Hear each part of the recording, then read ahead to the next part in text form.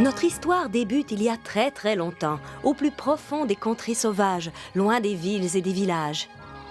Là où, depuis la création, les animaux, les oiseaux, les reptiles vivaient ensemble en parfaite harmonie. Mais au fil des ans, les choses se mirent à changer radicalement.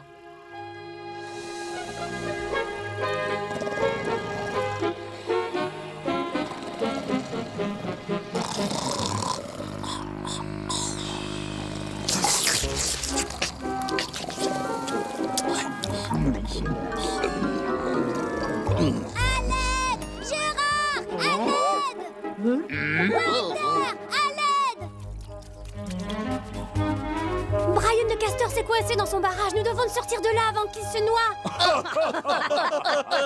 Et pourquoi devrions-nous le sauver? Quoi? Alors vous ne voulez pas m'aider? Dis donc, de quoi je me mêle, hein? Écoute, tu ferais bien mieux de t'occuper de tes oignons au lieu de nous enquiquiner avec toutes ces idioties. Arrête, Yetta! Tu me donnes la migraine! Bon, mais toi, Gérard, tu veux m'aider? Moi? Je n'ai pas plus envie de t'aider que de manger une noix de coco. Et j'y suis pour rien s'il s'est coincé dans la boue et les branchages. Mais c'est notre ami. Ton ami, ça se peut bien. Mais en ce qui me concerne, c'est juste un rongeur imbibé d'eau aux dents prééminentes. Au secours! J'arrive, Brian!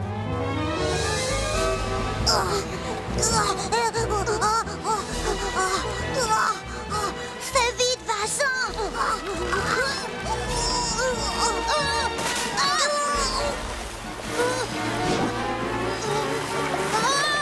Brian! Je te tiens! Merci, Vincent. Sans ton aide, je m'en serais jamais tiré. Les amis sont là pour ça, non? Très, très touchant. Émouvant, vraiment émouvant. Luther, pardon, Votre Excellence. J'ai entendu dire que tu as contrarié certains de mes sujets. Non, Excellence, je leur ai juste demandé de m'aider. Brian était coincé dans son barrage et... Et il était prêt à mettre les autres en danger pour sauver sa peau. C'est le site idéal pour y construire un barrage, Brian. À part un petit détail. Lequel, Excellence? Il est au mauvais endroit.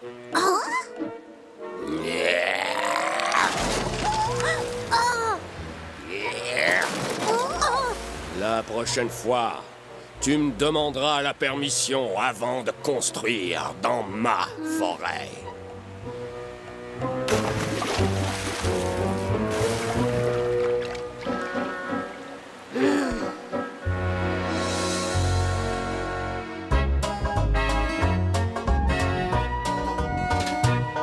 C'est dur d'être le gardien de la forêt, d'avoir à régner toujours sans compter, de toujours être bon envers mes sujets, d'affronter les discordes sans broncher.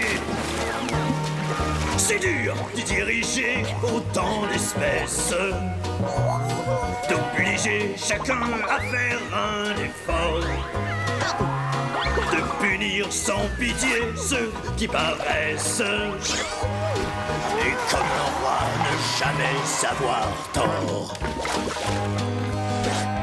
On se sent seul tout là-haut, quand le monde est à vos pieds, sans amis sur qui compter, pour vous réconforter. Dans le monde de la royauté, je n'ai aucun allié, et je vis une vie de solitude, sans personne à aimer. Pas facile d'être roi en son royaume, de gouverner sur les mers, les terres, les airs. Je suis constamment la cible des critiques, mais il faut que j'aie toujours l'air débonnaire. On se sent seul tout là-haut, quand le monde est à vos pieds, sans amis sur qui compter, pour vous réconforter. Dans le monde de la royauté, sur qui peut-on se fier? Et je vis une vie de solitude, sans personne à aimer. Et je vis une vie de solitude, sans personne à aimer.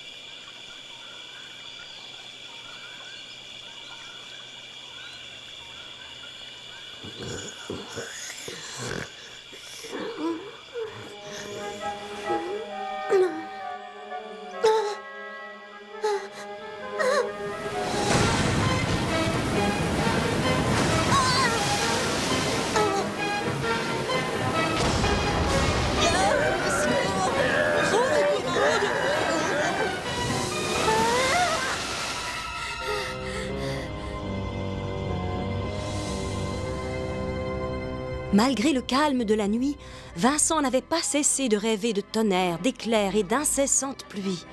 Qu'est-ce que ça voulait dire?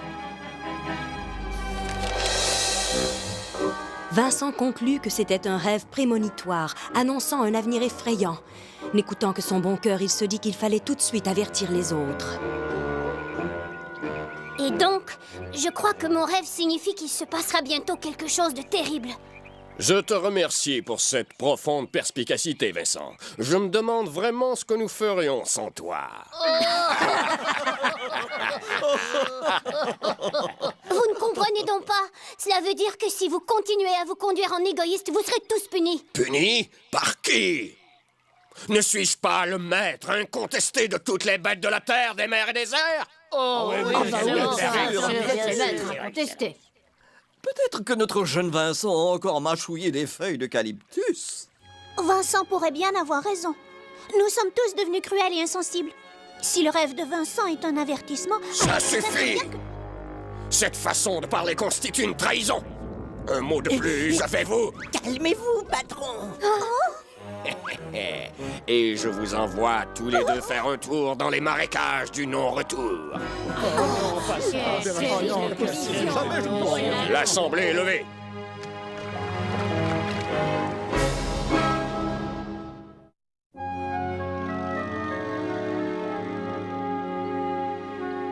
Je ne sais pas, Greta. Peut-être que ce cauchemar a été provoqué par une mauvaise digestion. Peut-être que ma réaction était excessive.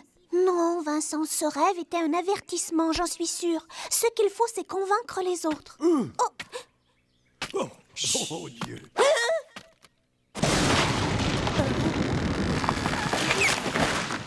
Merci.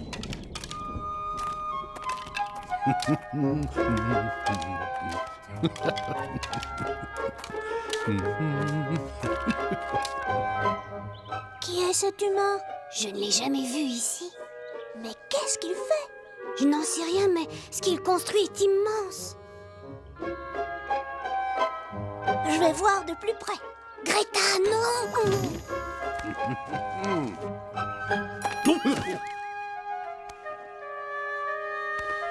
Ah, merci beaucoup. Ça me fait plaisir. Je crois qu'il vous faudrait un coup de main. Ton offre ne pouvait pas mieux tomber. Je m'appelle Greta. Moi, je m'appelle Noé. Et moi, Vincent. C'est quoi ce que vous faites? C'est une arche. Une arche? Une sorte de bateau très très grand qui peut contenir beaucoup. Beaucoup de quoi? D'animaux en grande partie. Et ma femme, mes 3 fils et leurs épouses. Mais pourquoi construisez-vous une arche? Eh bien... c'est une longue histoire. Mais pour la simplifier, disons qu'elle servira quand viendra le déluge. Le déluge? J'ai justement rêvé d'inondation la nuit dernière. Le monde entier était recouvert d'eau. Il a essayé de persuader les autres d'être moins cruels. Et comment ont-ils réagi? Ils ont éclaté de rire. Oh mon Dieu, c'était pourtant un bon conseil, mais malheureusement les bons conseils tombent souvent dans l'oreille des sourds. Alors vous avez fait le même rêve que moi? Dans un sens, oui.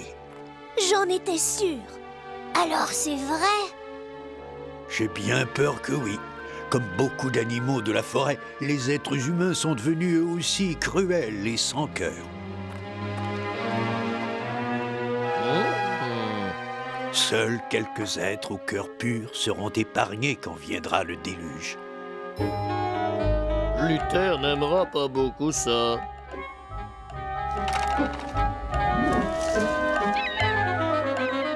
Bon, au travail. Il y a beaucoup à faire et il reste peu de temps.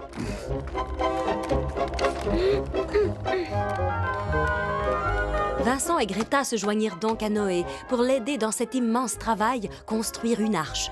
Elle allait avoir 150 mètres de long, 25 mètres de large et 15 mètres de haut. Ce serait le plus gros de tous les bateaux. Ayant volé jusqu'à la lagune de Luther, Vernon le vautour lui fit part de la rencontre alarmante de Vincent et de Noé. Le méchant Luther en était très contrarié. Alors, comme ça, notre jeune Vincent n'a pas encore compris la leçon.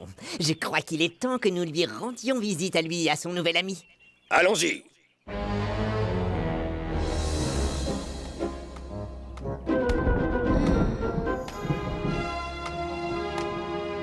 Quand est-ce que les pluies vont arriver? Elles ne tarderont pas, j'ai bien peur. Alors, il nous faut de l'aide. Je vais chercher Brian. Il travaille bien. Ai-je bien entendu? Vous voulez de l'aide? Tiens, comme c'est intéressant. Oh, Votre Excellence, voici mon ami Noé. Je l'aide à construire une arche. Alors, le jeune Vincent a réussi à te faire croire à son rêve, à ce que je vois? Bientôt, il nous fera croire que les serpents volent.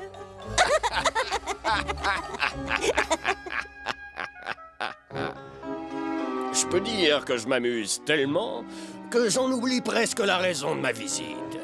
Ah oui, ça me revient. Puisque tu as désobéi et que tu continues à parler de cette absurde histoire d'inondation, je vais te donner une bonne leçon à toi et à Greta. Les marécages du non-retour. bon, si c'est terminé, nous avons d'importants travaux à faire. Nous nous reverrons d'ici peu, je vous le garantis. Je crois que vous vous êtes fait un ennemi, Noé. Tout ce qui m'importe, c'est de terminer l'arche.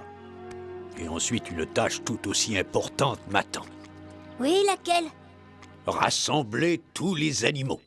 Il me faut 2 animaux de chaque espèce à bord de l'arche pour assurer leur survie quand viendra le déluge. C'est vrai que c'est une tâche énorme.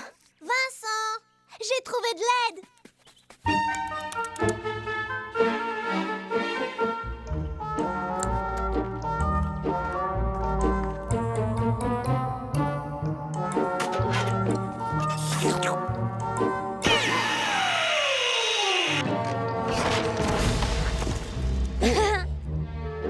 Merci. Je m'appelle Brian. Moi, je m'appelle Noé. Ton savoir-faire va nous être d'une grande utilité, Brian.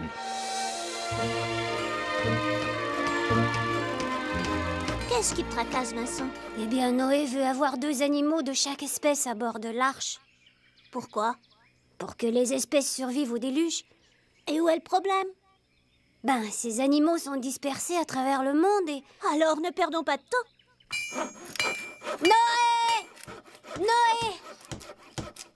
Noé, nous avons décidé de vous aider à rassembler les animaux. Eh bien, voilà qui est merveilleux. Mais faites vite, il ne reste pas grand temps. Samy, toi et Célia, vous devez vous diriger vers l'arche. Il va y avoir un déluge et nous ne voulons pas vous laisser derrière. Merci, Vincent. Nous ferons tout pour arriver à temps. Célia!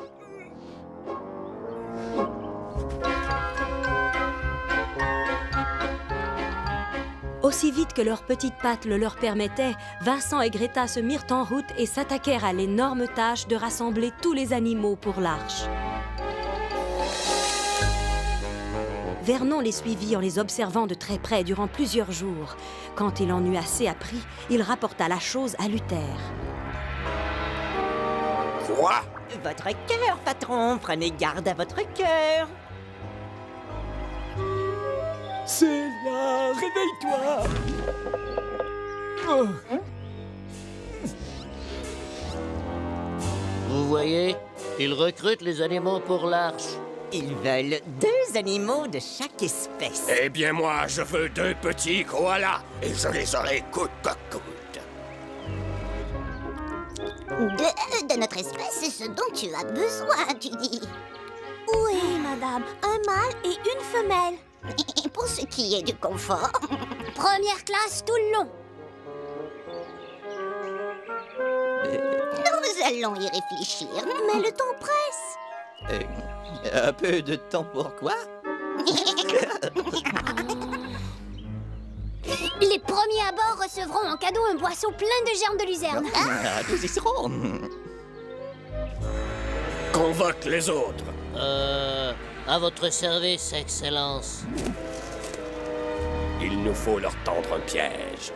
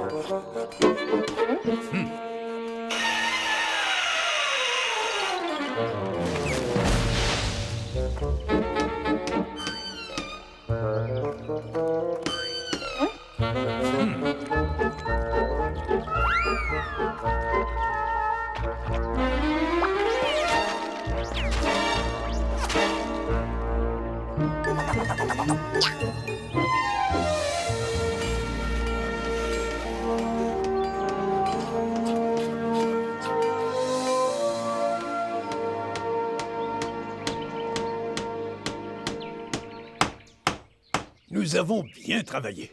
Je prie pour que nos amis en fassent autant avec les animaux. Oh,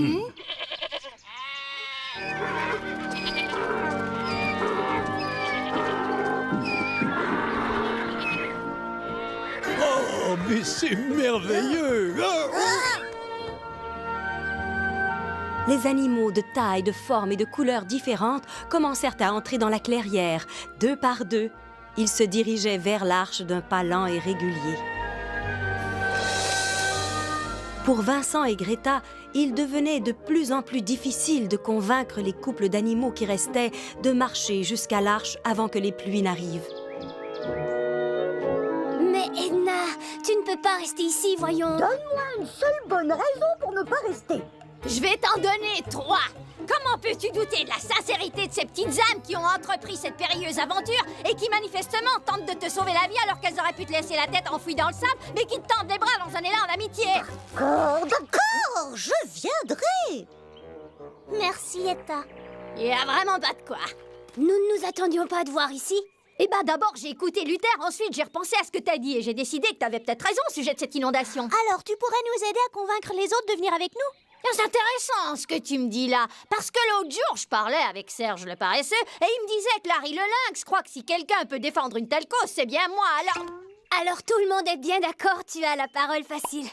Eh ben, la nature ne m'a pas donné le choix.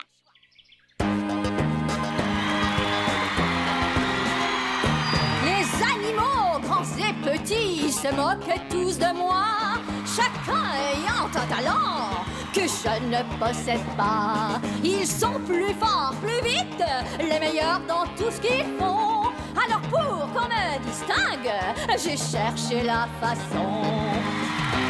Bon, alors voilà ce que je me suis dit. Et toi, qu'est-ce qui fait que t'es si différente des autres animaux? C'est ta grâce, ta personnalité? Oui, mais à part ça, qu'est-ce qui te distingue autant des autres? Alors j'ai compris que c'était parce que j'avais la parole facile. Toujours brève, à l'endroit où fait, pas un mot de trop, pas de perte de temps. Alors me voici, si pour vous, l'économie de salive, c'est ma règle d'or. Étendez votre mâchoire en vous tenant le menton. Ouvrez grand vos narines et inspirez bien à fond. Et puis bombez le torse, la gorge sans tension. Laissez la voix qui monte retentir comme un canon.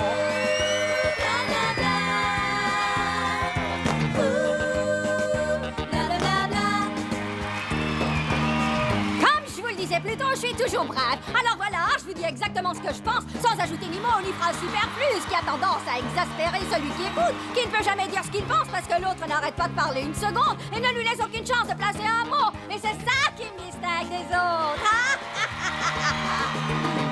Étendez votre mâchoire en vous tenant le menton. Ouvrez grand vos narines et inspirez bien à fond. Et puis bombez le torse, la gorge sans tension. Laissez la voix qui monte retentir comme un canon. Bla bla bla. Bla bla bla bla. Merci, merci. Tenez, les voilà! Saisissez-les! Ah, mon Dieu! Ah, qu'est-ce qu'on fait? Et qu'est-ce qu'on fait? Cours! Par ici!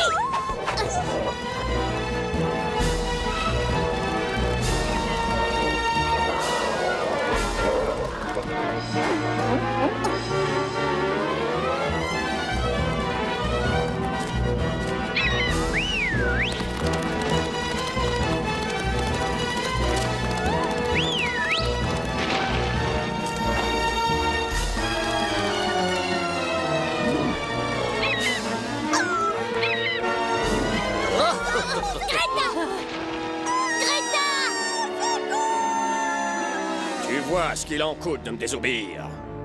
Maintenant, tu vas devoir payer.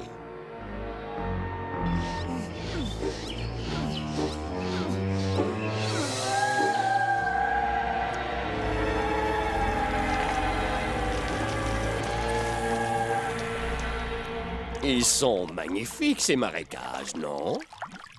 On peut facilement perdre son chemin et errer à jamais. Je vous en prie, faites de moi ce que vous voulez, mais laissez partir les autres. Laissez partir les autres. Une dernière et noble requête. Rejeté.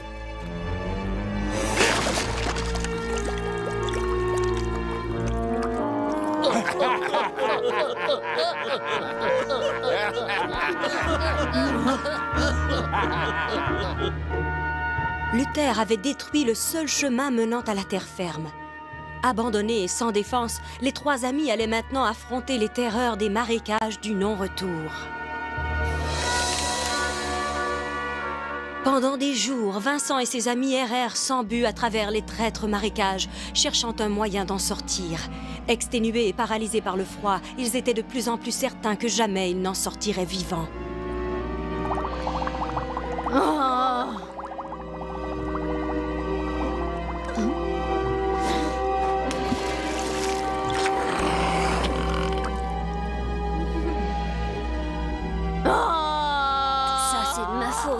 Nous n'arriverons jamais à sortir d'ici. Nous ne devons pas perdre courage. Il doit sûrement y avoir un moyen quelconque. Si ce n'était de mon sens du devoir, je serais bien loin d'ici, en train de me prélasser au soleil, plutôt que de patauger dans cette boue infecte, morte de peur à l'idée que je pourrais être aspirée à tout moment dans une tombe sombre et gluante. Sammy! Célia! Les pluies ne tarderont pas à tomber maintenant, et nous sommes toujours sans nouvelles de nos deux amis. Je commence à m'inquiéter à leur sujet. Oh, mon Dieu! Je pourrais rester là à les regarder pendant des heures. Dommage qu'ils aient fait ça pour rien, hein, patron? Ouais, nous allons attendre qu'ils aient terminé. Et ensuite, nous irons tout détruire.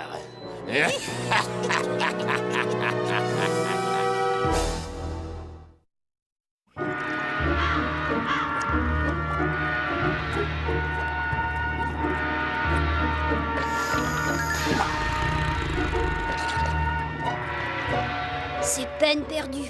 Nous n'arriverons jamais à sortir d'ici. Mais oui, Vincent. Les pluies vont arriver bientôt.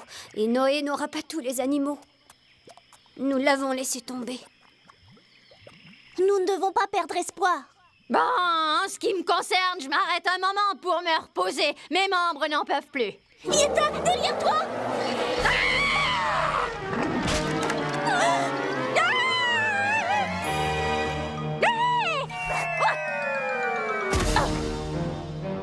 Ça va, Yetta? On ne peut mieux. Mais tu as failli être avalée par ce monstre des marécages. Je m'en fiche, j'ai vu la terre ferme. Par là. C'est répugnant. Allez, continue, Tieta. Oh, je savais que j'aurais pas dû me mêler de ça, mais... non, je pouvais quand même pas laisser Luther décider de nos vies. Je sais pas ce qu'il en est pour vous, mais moi, j'ai les membres en compote. Et cette boue qui recouvre mes sabots, je me demande si j'arriverai jamais à l'enlever. Vite, Tieta. Je ne pourrai pas la porter encore longtemps. Hey, si c'est un cheval de trek que tu voulais, fallait en louer un. Attention, je glisse. Eh ben, on a réussi. Ah, c'était du gâteau.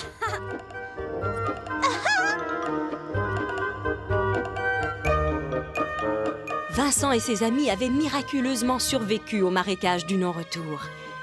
Mais il leur restait très peu de temps maintenant pour rassembler 2 animaux de chaque espèce et les diriger vers l'arche. Pour sauver du temps, nos 3 amis décidèrent de se séparer pour trouver chacun de leur côté des animaux manquants. Ils étaient à 100 lieues de se douter que Vernon épiait leur moindre geste. Un déluge, tu dis. Oui, c'est pourquoi vous devez venir avec nous. Et laisser notre étang après tant d'années? Madame, il n'y aura plus d'étang du tout après le déluge. Oui, tu as sans doute raison. Ma chérie, peut-être est-ce le temps de partir en croisière?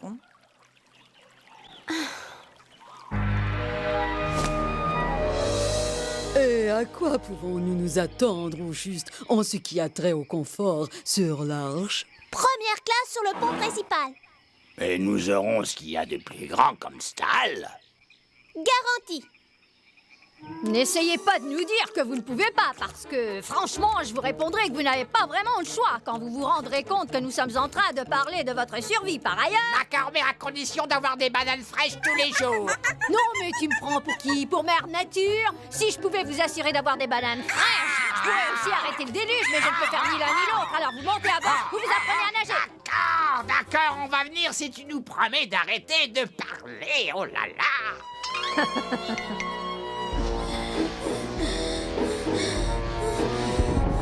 Alors, le plan est vraiment des plus simples. Au moment où le soleil se lèvera demain, l'arche sera anéantie par une invasion de termites. C'est génial ce plan, patron. À mon avis, ces petites bestioles dévoreront la structure de bois en l'espace de quelques jours. Précisément. Vincent est vivant. Quoi? Il a réussi à sortir des marécages du non-retour? Impossible! C'est pourtant vrai, et il a recommencé à recruter des animaux. Espèce de petit morveux! Pourquoi persiste-t-il à croire à toutes ces idioties? Nous devons détruire l'arche au plus vite! Sans plus tarder, Luther élabora un plan pour que les termites envahissent l'arche. Quand ce fut fait, il décida d'aller conclure un marché avec le traître Vincent et les autres. Après avoir passé des jours et des nuits à essayer de convaincre les derniers animaux à se joindre à eux, Vincent et ses amis s'arrêtèrent pour se reposer. En faisant un calcul rapide, nous avons dû parler à 4670 espèces d'animaux. Et tous sont acceptés. Donc, il ne reste plus que... 17 844. Oh non, nous n'y arriverons jamais. Nous ne pourrons pas approcher toutes les espèces à temps. Oh, ce que mes sabots me font souffrir. Mais voilà! Voilà quoi? Nous ne pouvons pas parcourir le monde, mais eux le peuvent. Venez, allez, ici, descendez! Si vous me permettez...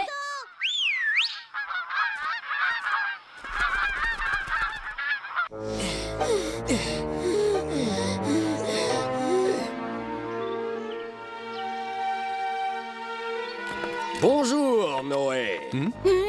Je passais par là, je me suis arrêté pour admirer ton chef-d'œuvre.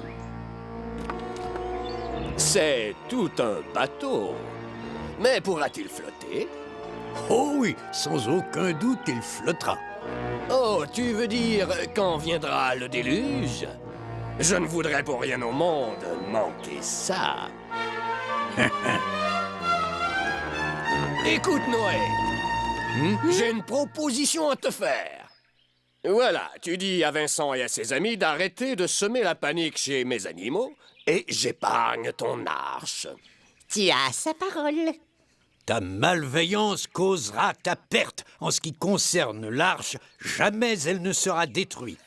Nous allons voir combien de temps elle restera debout après que mes petits amis l'auront envahie. Un termite? Oh, lui, c'est seulement le général. Son armée compte des milliers de termites.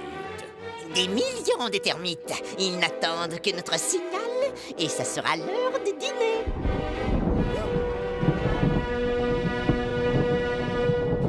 Tu nous excuseras, mais nous devons voir à ce que tout soit prêt. Je t'aurais prévenu, Noé. L'arche est à vous, général.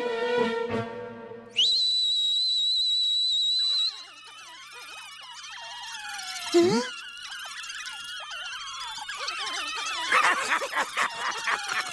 Qu'allons-nous faire?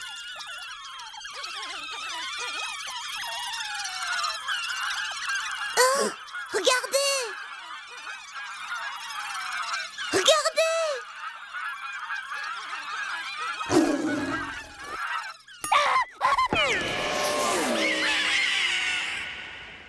Je crois bien qu'il nous surpasse en nombre. Ils ont réussi.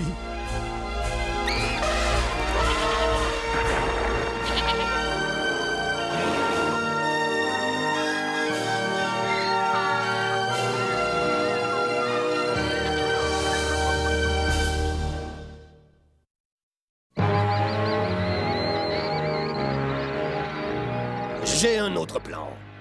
Un plan qui arrêtera Noé et les autres une fois pour toutes. Ça sera super. Vous savez, j'ai réfléchi. Je me suis dit qu'au sujet de ce déluge, il y a peut-être quelque chose de vrai après tout. Quoi? Eh ben, en supposant que Vincent avait raison, peut-être qu'on pourrait tous aller parler à Noé. Ouais, il n'est peut-être pas trop tard pour embarquer dans l'arche.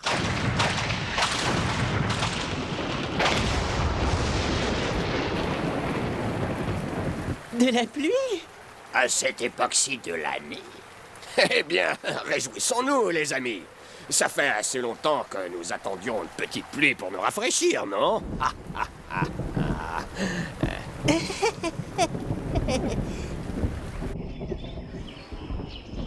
Alors nous avons l'Exirus, les bruyants jaunes, les bergeronnettes, les zèbres et le contillet. Voilà. Les animaux et les oiseaux de toutes espèces sont à bord. Et juste à temps. Oh! Combien de temps va-t-il pleuvoir, Noé? 40 jours et 40 nuits. Allez, venez. Ma femme et ma famille nous attendent à l'intérieur. Pluie, pluie, n'arrête pas de tomber, emporte avec toi l'arche de Noé. Maintenant, nous devons fermer la porte. Attendez, il manque quelqu'un. Qui ça?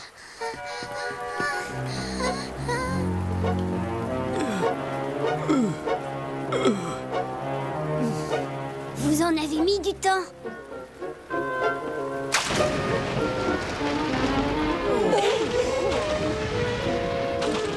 Tu crois avoir gagné, mais tu te trompes. Un peu de pluie, ce n'est pas assez pour m'avouer vaincu.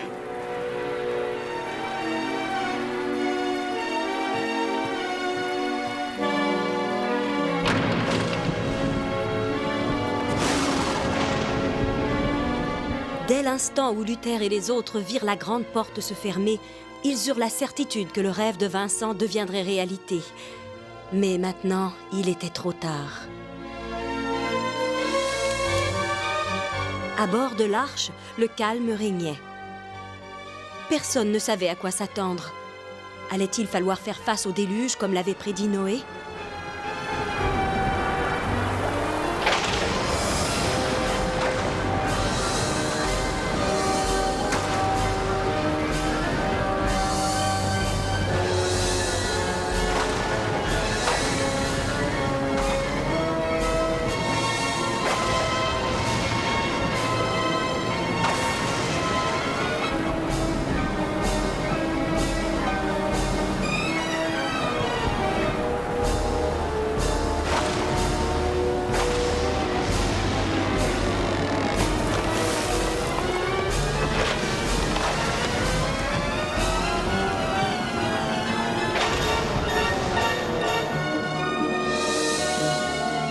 40 jours et 40 nuits, la pluie ne cessa de tomber.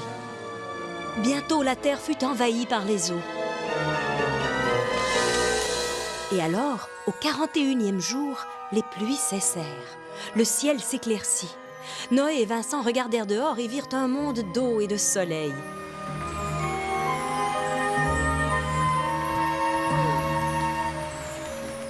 La pluie a finalement cessé de tomber. La terre a complètement disparu. Et tout ce qui y vivait également. Nous avons survécu au déluge. Maintenant, nous devons trouver la terre ferme. Durant des mois, l'arche alla à la dérive dans un monde d'eau. Lorsque 100 jours furent passés, une colombe fut envoyée à la recherche d'un rivage.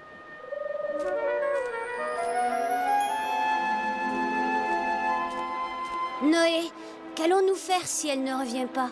Nous en enverrons une autre et une autre jusqu'à ce que nous trouvions une terre pour nous tous. Et si aucune ne revient? Alors c'est toi qu'on enverra. Ouais, facile à dire, mais moi je suis cloîtrée dans cette caisse de bois depuis plus de jours que j'ai de poils au menton. Il est tard. Ah là là! La colombe est partie depuis 2 jours. Regardez! Approche! Pose-toi ici, petite!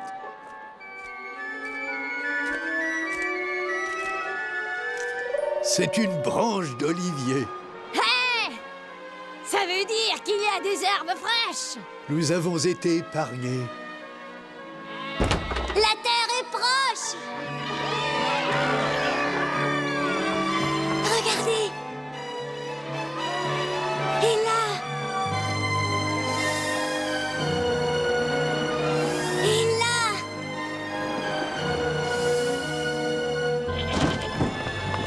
On a réussi! Les zèbres, les serpents, les éléphants, les paons, les porcs, les lions, les rhinos, les tortues. Hé hé hé! Un peu de tenue, s'il vous plaît.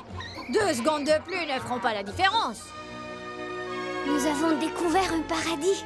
Oui, mais maintenant c'est l'heure du grand défi. Apprendre à vivre ensemble dans la paix et l'harmonie. Je ne sais comment te remercier, Vincent. Nous sommes en vie grâce à vous. Je n'ai fait que ma part, c'est tout. Ah! Les animaux viennent tous par couple, sauf pour le mâle d'une espèce. Boss, bovis, bovinus, boviné, quoi. Quoi? Appelle-moi boss. Tu peux me dire où t'étais caché tout ce temps? Mais on se ressemble! Si je peux me permettre. Ouais. Alors écoutez, j'aimerais bien rester encore un peu, mais moi et Boss, on a des choses à se dire. Je veux pas bousculer les choses, mais j'ai pensé qu'on pourrait se trouver un coin près de la rivière. Qu'est-ce que t'en penses? Eh ben, j'espère qu'il saura l'écouter. On aurait plein de bonnes herbes à brouter. Noé? Qu'est-ce que t'en penses? J'arrive! Eh bien, il est temps de prendre la route pour moi aussi. Il y a tant de choses à faire. Tu mèneras une vie heureuse et bien remplie, Vincent.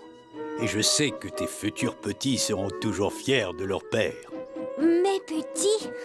Vincent! J'espère qu'on se reverra. J'y compte bien.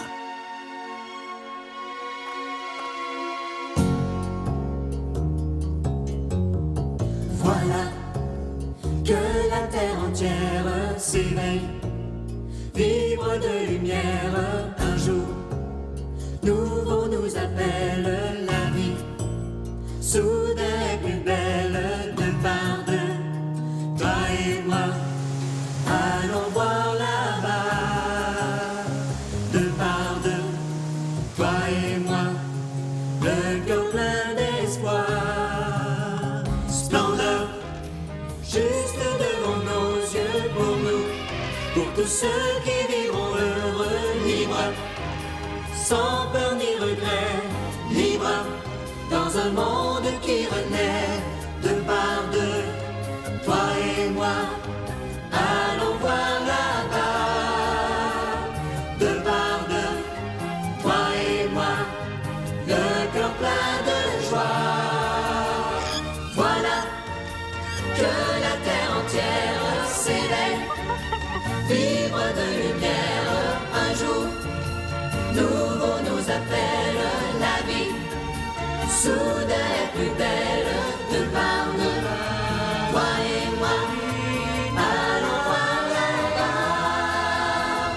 deux par deux, toi et moi, le cœur plein de joie, deux par deux.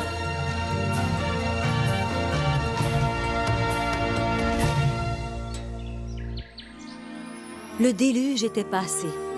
Les êtres au cœur pur qui avaient été épargnés allaient vivre une vie nouvelle. Se dispersant du nord au sud, d'est en ouest, Noé et ses disciples se rappelleraient toujours de l'arche et de ce qu'elle représentait. Et l'amour qu'ils avaient les uns pour les autres ferait régner la paix et l'harmonie dans un monde nouveau.